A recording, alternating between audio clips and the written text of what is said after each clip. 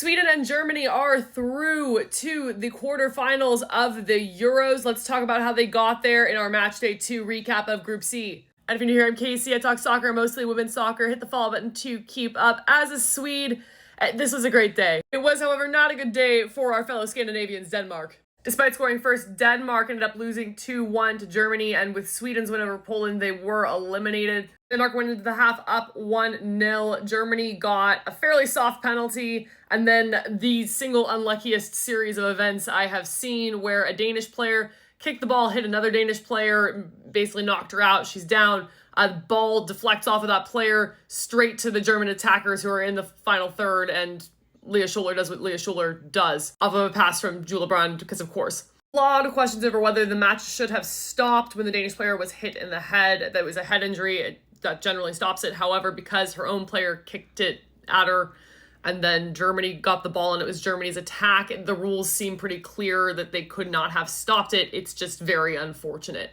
Denmark didn't really have a ton of other chances, though, besides the goal they scored. I thought Germany looked pretty beatable, so we'll see what happens when Sweden and Germany play each other on Saturday. Sweden came out with a higher press against Poland, and Poland was trying to play this more straight up. I'm not sure that was a great idea for them because it gave Sweden room to counter, which is not what you want to give Stina Blackstenius. That being said, I think Stina should have had about 3 goals before the one she finally put in the net that took Sweden to 1-0. Sweden went into halftime 1-0. Poland, at this point, had not really had many chances. Kosovari Aslanli headed it in to bring it to 2-0. This looked pretty done by then. Sweden, though, needed a third goal to go ahead of Germany for the tiebreak, so that if they tie on Saturday, Sweden advances in first. And who do you go to when you need a goal in a major tournament? Yes, of course, it's Lina Hurtig. Again, I never really know her injury status, but if there's a tournament and there's a goal, like, Lina Hurtig will be there.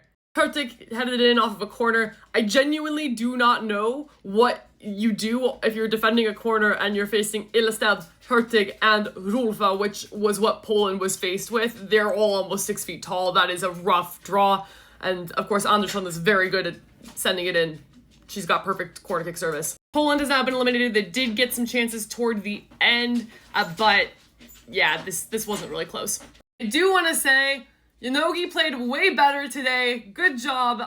I'm sorry for the slander. I'm glad it was just an off, match last time. This looked better. Angeldal, again, had just a tremendous day for me as far as I'm concerned. This has been like a breakout tournament for her. How do you feel about Group C Matchday 2? Let me know in the comments.